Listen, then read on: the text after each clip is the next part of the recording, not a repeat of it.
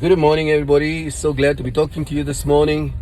Yeah, I know that you had a great weekend, and I know that your day, your week ahead is going to be a marvelous week.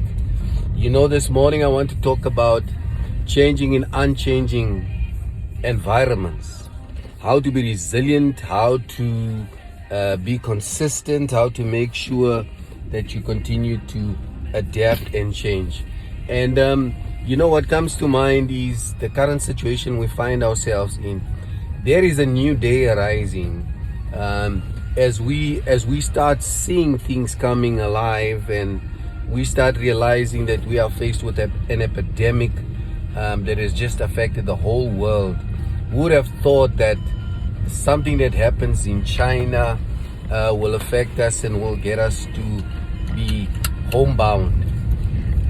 We're also seeing today that we are having changes, and there's a rise in terms of just an epidemic that has been plaguing humans for ages. An epidemic of inferiority and classifying superiority.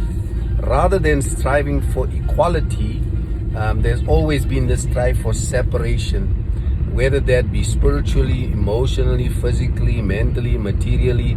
We've always tried to find classes, but there's a new day arising that is really challenging us to start focusing on equality. And so today I want you to know that change is inevitable. Change is not something that is an event. Change is part of life.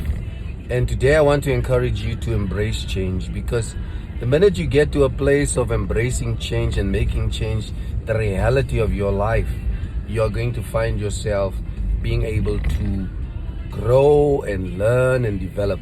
And so, the one thing that one notices about change is the fact that your body changes consistently, and yet it's not visible in the mirror. We don't see these changes happening, but over time we start realizing those changes. And let me tell you, I know exactly what that means. Having always been confident about just how God has graced me with my body, it's been pretty healthy. But then coming to have to face colon cancer and having to deal that's been a grueling process. I must be honest with you. It's been a very difficult process, a process that has reshaped me physically, mentally, emotionally, materially, physiologically, understanding that things are not done in isolation, things fit together. And what this has taught me is that, never mind even considering the generational spillover of that effect has just reshaped my mind, that there's decisions that we are making today that will affect our generations for a lifetime, and way beyond the time when we are alive, and way beyond the time that we will still exist upon the face of the earth, that we will see these changes being a reality. We are today living with some of the changes some of the decisions that our parents have made. Today I want to encourage you, as you go through this day, embrace change, become comfortable in change. Our manna from heaven today comes from the book of Hebrews that we are studying, and today is fairly concise. That in Hebrews chapter 6 verses 17 to 20, basically what happens in that portion of scripture is basically God giving us a guarantee to the promises.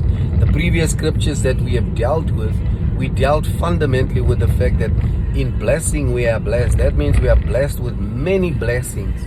But if someone says that you are going to be blessed and is not credible, it's a problem. But these portions of scripture, God is trying to just reinforce his credibility. And there's two dimensions that he reinforces his credibility. He reinforces it by the fact that we know God can't lie. If God can't lie, then whatever God says is credible and it's dependable, and we can work with that. Then the second part that we realize is it gives us an indication that there's a forerunner, and Jesus is the forerunner who's already been in heaven. He's a high priest. He intercedes on our behalf. He knows exactly what we go through. He is appointed after the order of Melchizedek, not after the order of Aaron, having to sacrifice every year. He's done it. He's done a complete work. Therefore, you have to know that you are eternally blessed and you're fundamentally blessed.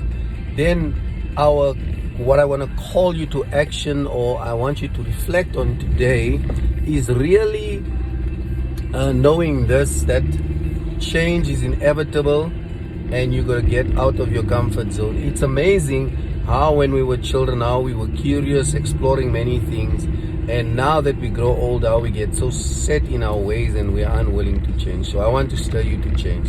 And then secondly, I want you to know that you need to reflect on the fact that God is credible and you can take him at his word and he will come through on his word. So today, if this has blessed you, please share with others on all our platforms, whether it be Facebook, YouTube, Instagram, Twitter. Please share with other people. We also make voice messages available on WhatsApp if you want to directly. God bless you. Have a wonderful day. I hope to talk to you tomorrow again. God bless you.